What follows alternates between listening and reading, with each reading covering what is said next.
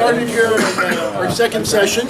So it's very heartening as an instructor to know so many people got the right answer. You guys must have still been awake and everybody actually saw what was going on.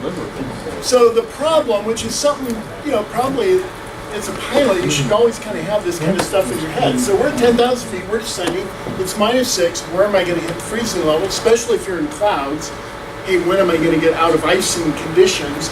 So if we take the isolapse rate, 2 degrees C per 1,000, we have 10,000 feet. So at 2 degrees C per 1,000 feet, we have to drop 6 degrees. That would be 3,000 feet. From 10,000, we hit our freezing level at 7,000 feet. So a lot of correct answers. Race ski is the winner. This is the aviation weather book here. Again, a lot of the... I have this. So, auction it off. Okay, we do this on occasion. The money goes back into the kitty for coffee and donuts. So I'll be the auctioneer today. Usually Taylor does this. This book retails for around $70, so we'll have an opening bid of $20. Would anybody like to buy one for $20? Would anybody spend $25 for this book? We got $25. $30. $30. $35. We have $35. $40. $45. 45, we have 40 going once, twice, and sold.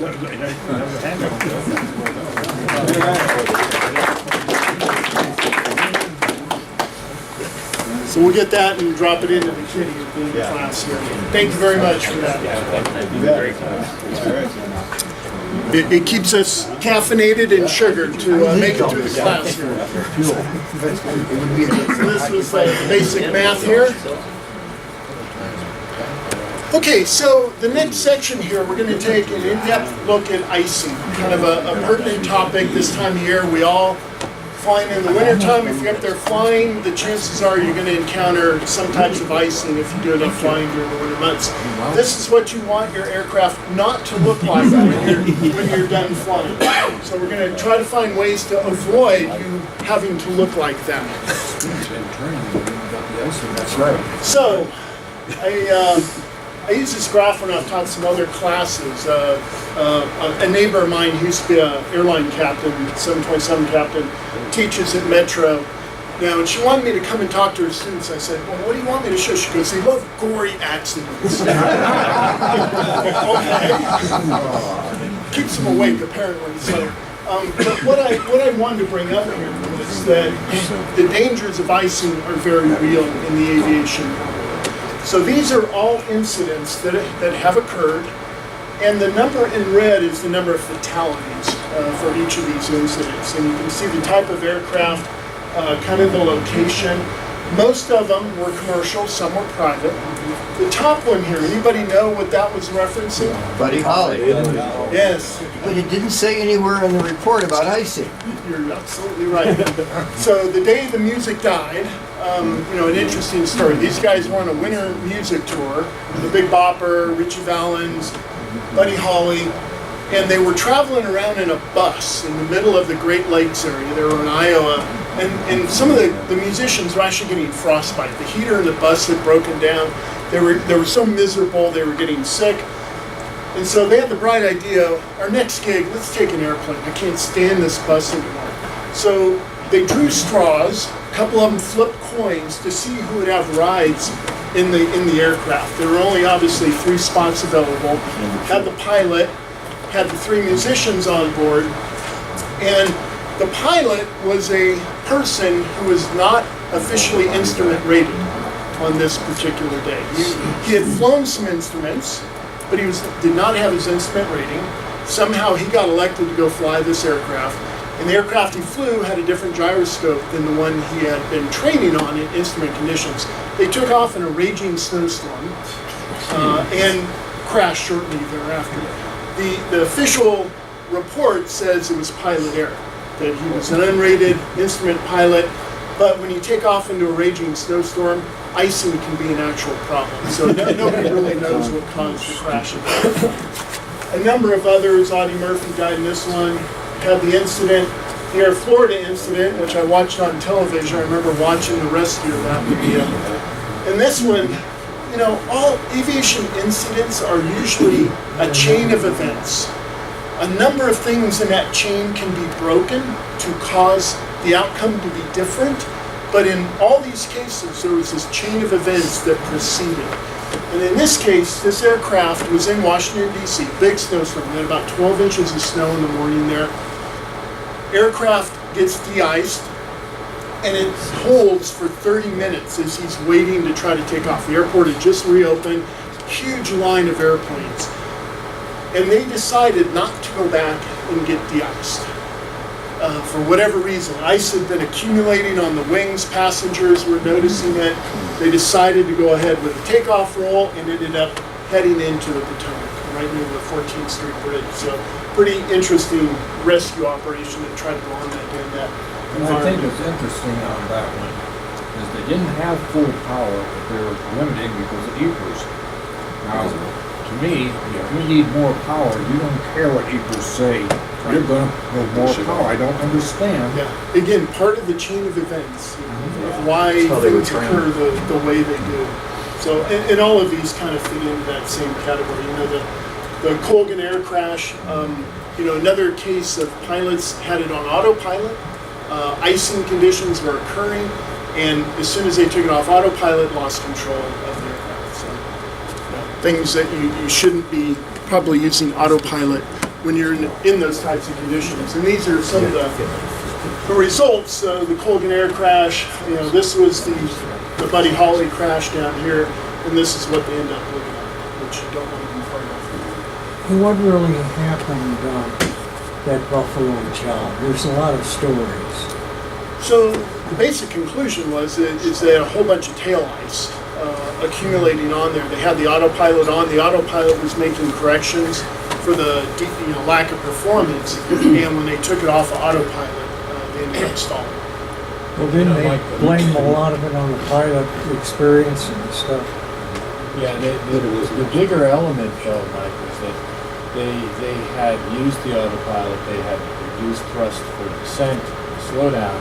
There's no auto throttles on a Q400, and they didn't put the thrust levers back up after the level off, so it just continued to pitch up and pitch up and pitch up. And then they pulled back through that stick shaker and it started pulling back.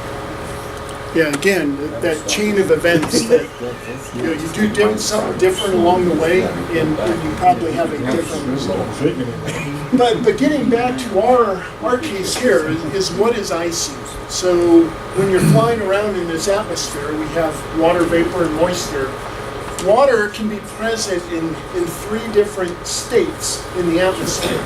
So it can be present as a liquid, it can be present as a solid, ice, and it can be present in this state known as supercooled liquid, meaning it's in a liquid state, but it's actually below freezing temperature.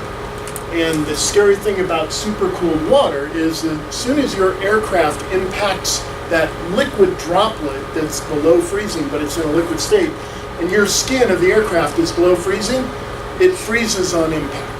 And that's what causes icing. So anytime you have clouds that form in temperatures below freezing, supercooled water droplets are very commonly present. Okay? Supercooled droplets require positive vertical motion. So anytime you have a cloud, generally we have positive vertical motions.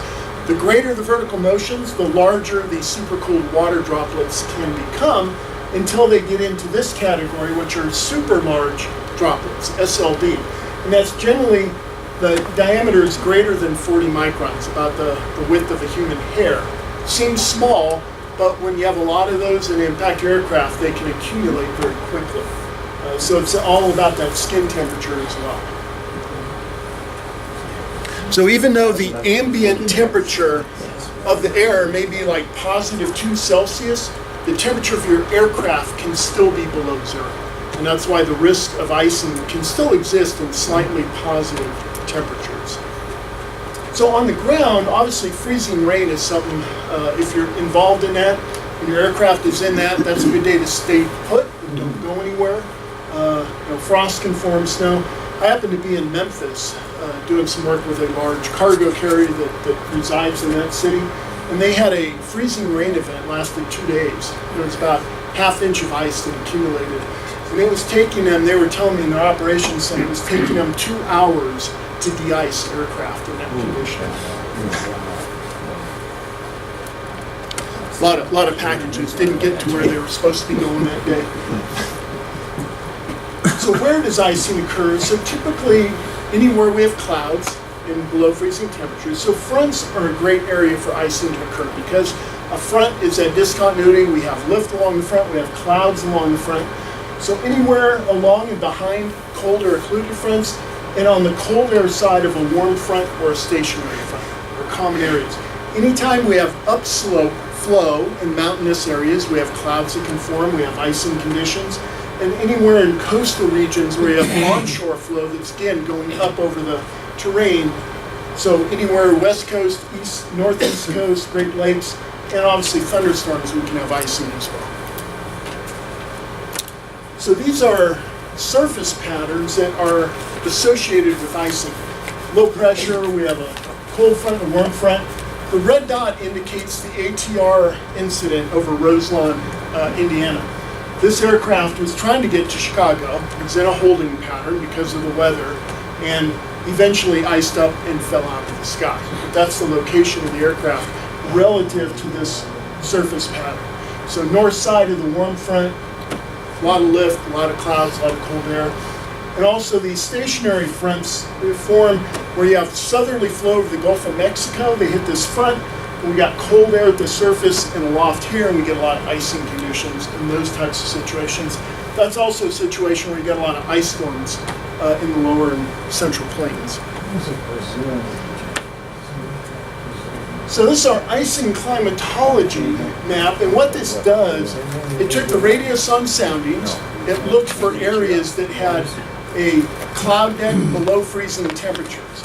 And so these are the percentage of time, and these soundings were taken from November to April, so winter type months. The number of soundings, 50% or greater, that had icing conditions present in those soundings. So you notice the Pacific Northwest, a lot of clouds, a lot of cold air, and again the Ohio Valley and Great Lakes region, prime areas for icing conditions. Well, Colorado's in this less than 10%, but on any given day, especially on the west side of the divide where we have those upslope conditions, we can run into icing. So what are the types of icing? So usually they're categorized in 3 different ways. We have clear ice, we have mixed, and we have rime. Clear ice is the most dangerous, and that's because it's solid ice. It's much heavier than the other types of icing, and it tends to occur in the warmer temperature range, usually from 0 to -5. Clear and mixed, in that -5 to -10. Mixed ice is simply a combination of clear and rime, and then rime ice tends to be in the colder temperature ranges, -15 and below, and it's also the lightest form of icing, a lot more air. So we also have, this is kind of a graph showing in a cumulus cloud. This is our high risk of icing, medium risk, and low risk, and the temperature ranges associated with those. So cumulus clouds, our high risk is in this 0 to -20, stratiform 0 to -15, and then rain or drizzle. But again, as we get colder temperatures, the icing risk tends to go down. But I have seen moderate icing at -32 Celsius being reported in Colorado. So it can occur at very cold temperatures. It's not as common, but it can occur. Was that a thunderstorm or what was it? No, that was a winter condition. Okay. That was it was a Gulf Stream coming over the Rockies.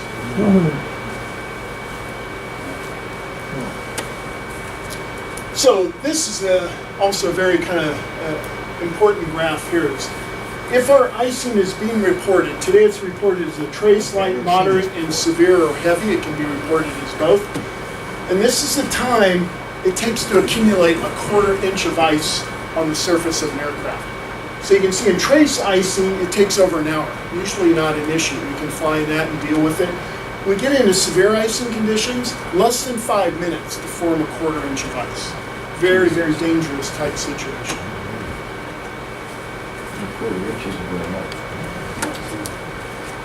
So our icing decision tree, this was presented at an AMS conference by Wayne Sandin and some other folks. And it basically starts out, do clouds exist on our route? If we have no clouds, it's a go decision, pretty easy. Okay, do we have clouds below freezing? Again, if not, hey, we go, no icing potential. If we do, then we start looking at, is our altitude going to be in positive or negative temperatures? Is it possible to stay out of clouds, etc.? And that helps us get to that go or no-go decision. Pretty intuitive kind of thing, but put it into a pretty easy graph. So on aircraft, we hopefully, if we're going to be flying in icing conditions, have some type of de-icing system on the aircraft. And there's different types of de-icing systems. We have the bleed air systems, which uses warm air from the engine. It's pumped into the leading edge. Most of our commercial aircraft use this type of system. We have pneumatic systems where we have the boots, rubber boots that expand to try to break off the air. This one's a little more, you have to have a little more kind of experience because you have to wait till the ice accumulates before you want to break it off. If you try to use them too soon, you're not really breaking the ice off, so it takes a little bit of practice to get used to those.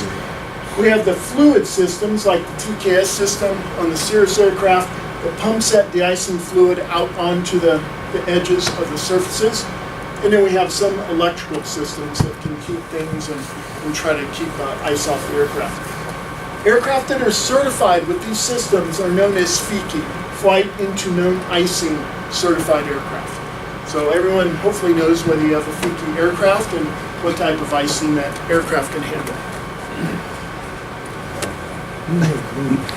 So next we'll look at some tools for detecting icing conditions, current as well as forecast conditions. So we always start is what is the synoptic situation? And that's present weather. Synoptic is just what's the weather situation. So the first thing we always look at, where are the upper level troughs and ridges? We find those troughs, those are the areas we're going to focus on. Where are the fronts? Do we have any fronts? Where are high and low pressure surfaces? And then we start finding the clouds.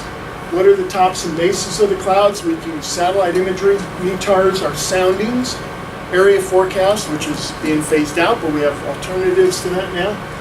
And then find the freezing level and look for our icing conditions.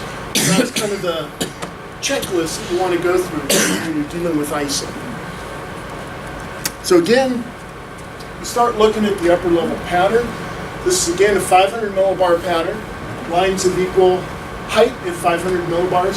So we call this kind of a zonal flow from west to east here. And then we notice we have this upper level trough that's down over the Gulf of Mexico region. So this is actually a closed low here that's moving along kind of the Gulf Coast down there. And otherwise we have mostly kind of a west to east flow across the United States.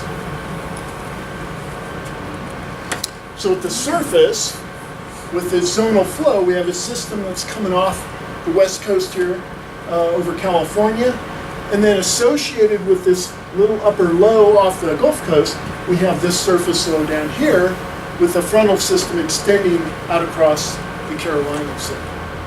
And we have a little system up here, a little bit of precip moving into the Great Lakes region. So and this is our radar, so it's telling us where precipitation is, okay, not clouds. For clouds, we want to look at satellite imagery. So we have two kinds of satellite we generally look at, infrared and visible. Important to know the differences. Infrared satellite imagery is actually measuring temperature. So the satellite's up above looking down on the Earth, and as soon as it sees something that reflects back to the satellite, it measures the temperature of it. Those are usually clouds. So the brighter the imagery is, all that means is the colder the reflecting surface was, meaning the clouds are typically higher up, they're colder. Okay? Warm areas are black, okay, cold areas are white, so it gives us an idea. Here's this frontal system coming through California, and we notice here's this low, and then here are the clouds coming through the Carolina region there. So it gives you an idea, when you look at the upper level pattern, okay, where are the fronts, where are the clouds, where might I expect icing? On the right-hand side, visible satellite imagery. That's simply the satellite looking down on the Earth, taking a picture. We only get those during the daytime, but the important difference is you can see things in visible imagery that may not be visible or evident in infrared imagery. Things like fog, very low level base, that the temperature of the cloud is close to the temperature of the ground. Hard to pick up an IR satellite, but very evident and visible. Things like snow on mountains you can pick up invisible that you generally don't see on the IR. Yeah. What do you, there's also that water vapor product. Yes. How do you use that? Yeah, so good question. Those are really the big three, visible, infrared, and water vapor. Water vapor channel of the satellite is simply telling you where water vapor exists in the atmosphere. So in general, what it's measuring is it looks all the way through the column of the air, and it's measuring the amount of water vapor in that column. And so it'll look similar to infrared in a lot of ways, because generally where you have absence of clouds, you don't have a lot of water vapor. Even though some tropical areas, you can actually have a fair amount of water vapor, even though there are no clouds. You simply have water vapor, high dew points in the atmosphere. So that's what that's telling you. It'll look a little bit different than either of these two. I don't think I had an example of this in this case, but all three are readily available on the NOAA sites out there. Mike, will you be able to make the connection between the, say, the IR and visible and water vapor? If you have high water vapor content where you've got high clouds, it's going to predict precipitation. Yeah, good point. You can use all three to kind of use together of what their properties are and make some assumptions. So yeah, this one here, you just get, you have clouds. If you have water vapor and you have high water vapor in that cloud deck, yeah, you have a lot of moisture and the higher probability of icing, to be honest, yeah.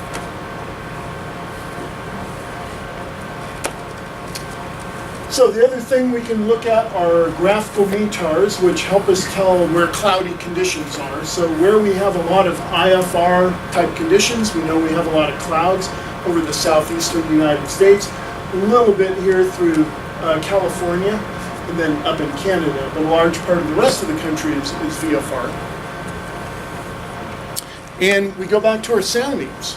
So again, we talked about how you can use these for icing potential earlier. So we know temperature and dew point are really close in this Oakland sounding. We have that front that's coming through there. It was raining. We find the freezing level, 0 degrees Celsius, intersects our red line right around 700 millibars. That's around 10,000 feet, okay? Approximate millibar equation to altitude. So we know above 10,000 feet, all the way up to about here, which is between 300 and 400 millibars, probably around 28,000 feet or so, we have the potential for icing. That's how you would use that sounding to look at the icing potential. So we go over to Greensboro, again, southeastern U.S., had a lot of clouds in that. Again, we have a very saturated sounding, very high up. We're up close to 200 millibars here. So moisture that goes up above 30,000 feet. And again, freezing level intersects right about 600 millibars. That's around 14,000 feet. So a little bit higher up, but anything above that, icing potential. So we also like to find where the freezing level is across the United States. So this graph can help us here. Down at the bottom gives us our indication in altitude of the freezing level. And so wherever we're flying, we simply figure out where the freezing level is and know that, hey, below that, we're probably safe. Above that, if there are clouds, got to worry about icing. Always want to check your icing air nets. These are for moderate icing conditions.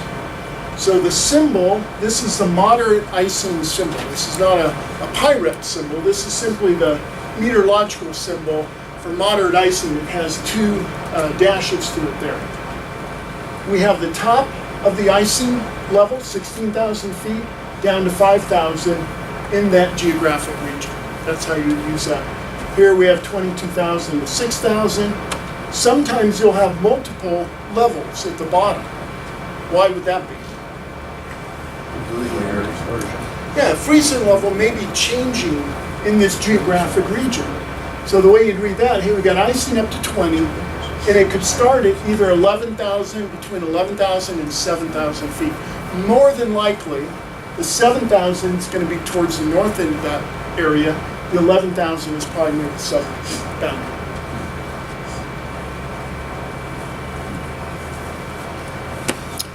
Always want to look at our PIREPs. So this is the Aviation Center website.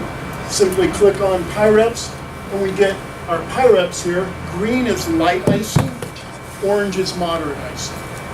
And then the altitude that it was 10,005, 9,000, 20,000, etc. Why does the one at 20,000 over the northeast corner showing in one dash versus two? The one over eastern Idaho? Good question. It's labeled as orange, but yet it has one, which would be a light icing indication. So my guess is that was reported as light to moderate. Okay. And they should have coded it with 2, but yeah. What's the symbol in South Dakota? Yeah, what's the blue circle? So I had turned on here actual called weather PIREPs. That's simply a null report. Oh. So to me, as a meteorologist, it's as important to know where icing isn't as where icing is. No icing. So that's simply a null report there at 8,000. So some kind pilot was letting us know there's no icing, which is good info.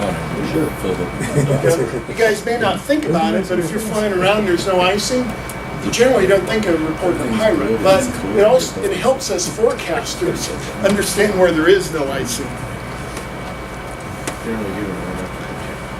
So this is our SIP and FIP product from the Aviation Weather Center. So SIP is our current icing product, the FIP is the forecast icing product. So associated with that front, we see pretty good potential for icing here. And again, over the southeastern US. The red stipples, that SLD that I mentioned earlier, super large droplets of supercooled water, the red stippling indicates where you have that SLD threat. And anywhere you see that SLD threat, think severe icing potential. And that's because of the amount of vertical movement at that part of the front in this particular case, or that particular Yeah, weather. there's enough vertical motions and That's how icing potential to support the larger droplets. Yep. So different icing products. At Judson, we create a very similar icing product. We put the icing air mets in there and some PIREPs as well, so you can see where, PIREPs and aircraft are reporting stuff. And so we looked at current conditions. Now, these are some tools to look out for forecast icing. So again, we're going to look at where the forecast pattern is supposed to be. Forecast soundings instead of observational soundings. Airmets and SIGMETs go out into the future. Our FIP product instead of our SIP, and some called the flight path tool from the Aviation Weather Center. So when we looked earlier, we looked at an analysis map at 12Z. This is a 12-hour forecast that same day, 12 hours later. So this is a 500 millibar forecast of where those conditions are going to be. Now when we talked earlier about shortwave upper troughs and things like that, this trough down here over California is a shortwave upper level trough. This is simply vorticity, the colored portion, the yellow and the orange and red, are in meteorology, we look at something called vorticity. It's a measure of the amount of circulation or spin associated with this upper level trough.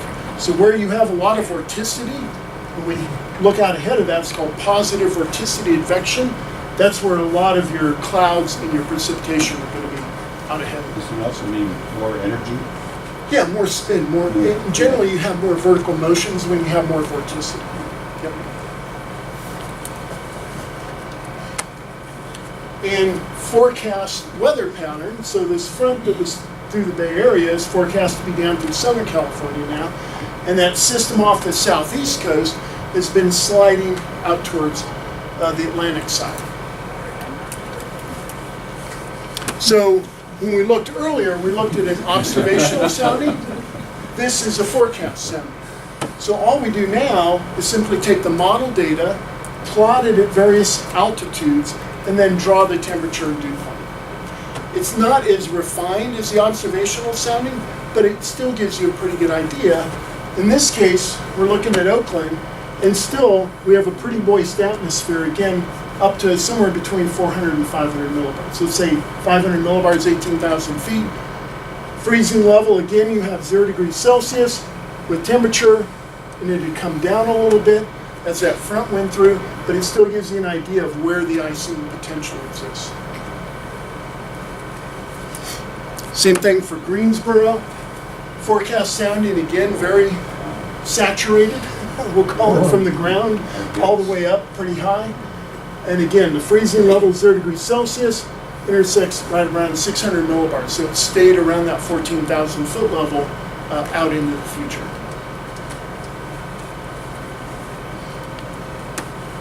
So our air mets, again, are you pick the time now with the air mets. So as you pick the time up at the top here, the forecast, the pattern actually changes every 3 hours. So it's actually a moving product. When you look at an air met, you can look at the time slice that you're interested in, and the conditions are actually going to change.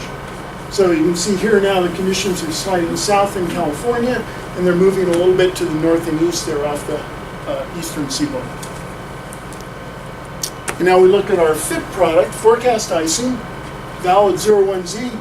All that icing here is sliding south with the front, and again, moving to the north and east off the northeast coast there. So you get a look at how that's changing if you're planning a flight later in the day. Similar product here on our site. And then the last tool, which we're going to show more of in the next section as well, I think one of the better tools to use to look at a lot of different weather conditions, called the Flight Path tool from the Aviation Weather Center. Java applet loads on your computer. You can put in a sample route. So we went Oakland to Greensboro. You can put in your altitude over here on the right-hand side. I simply selected 18,000 feet, and you select your time down on the bottom. This is relative humidity, so this is how you would look for clouds using this tool. Anytime the relative humidity gets above 70%, the likelihood of clouds increases. When it's over 90%, you're almost certain that you're in clouds. So we can see the forecast of where clouds are at 18,000 feet, leaving Oakland, and as we get into Greensboro. And the real nice thing about the tool, it gives you a vertical profile look. So here, our flight level is 18,000 from Oakland to Greensboro, and you can see vertically where everything is. So the clouds here over the Sierras are pretty thick. They go pretty high up. Off here at Greensboro, notice they're at much lower level. So we can also use this same tool to look at temperature. So this is our temperature at 18,000 feet. Notice we're in this range here, so we're below freezing temperatures, meaning we're in icing potential for temperature range. And then when we look at the vertical picture, our freezing level is this gray to kind of beige line right there. So notice at 18,000, we're in freezing temperatures. But as we descend into Greensboro, taking off out of Oakland, we're in warmer temperatures. So we look now at the icing potential. And along our route of flight at 18,000, now that front has moved, so we have potential for some icing there, as well as we get closer to Greensboro, that icing is moving off to the east. So when we look at the vertical profile, indeed, flying over the Sierras, we have some potential. So here's where you make a decision, hey, if I go higher, if I can, maybe I'd get out of that. And then coming into Greensboro, all that icing was off to our east. So we didn't have any icing potential. Any questions on any of those tools? Icing in general? That's the best advice usually. Okay, another break time. These are just fun things that ice crystals can do in clouds. Hey, before that, what's your big ass prediction for March, April, and May? Yeah, so climate-wise, I always like to look at a lot of climate indicators, the El Nino Southern Oscillation Pattern. And when we looked at that in December of this year, when we looked at that, there was a weak La Nina pattern that had developed out in the Pacific. So what that typically indicates for Colorado is precipitation in the mountains and drier and windier east of the divide, which is indeed kind of what has Yeah. transpired for much of this winter. Now things are changing a little bit out in the Pacific. The temperature in the eastern Pacific is actually starting to warm up. It's in a neutral state right now, and it's warming towards a weak El Nino actually, they think later towards the summer and fall months. So the implications to that, to me, for Colorado is that as the temperatures are warming in the Pacific, we could have a little bit more moisture March and April, eastern Colorado, which is more typical what we see in eastern Colorado during the spring months. But I think with the warming temperatures out there, and the models are starting to suggest March will be a little bit wetter pattern. So I think we're going to get out of our dry and real mild pattern and go back into a more spring-like pattern March and April. Do you think the mountains are going to continue to get what they got? They will get some, yeah. Yep. But not as intense as... Not as intense. During the La Nina, you have this really strong westerly flow that really provides a lot of moisture in the upslope areas of the Rockies. I think you'll have some of that, but not as much in March. Okay, next trivia question.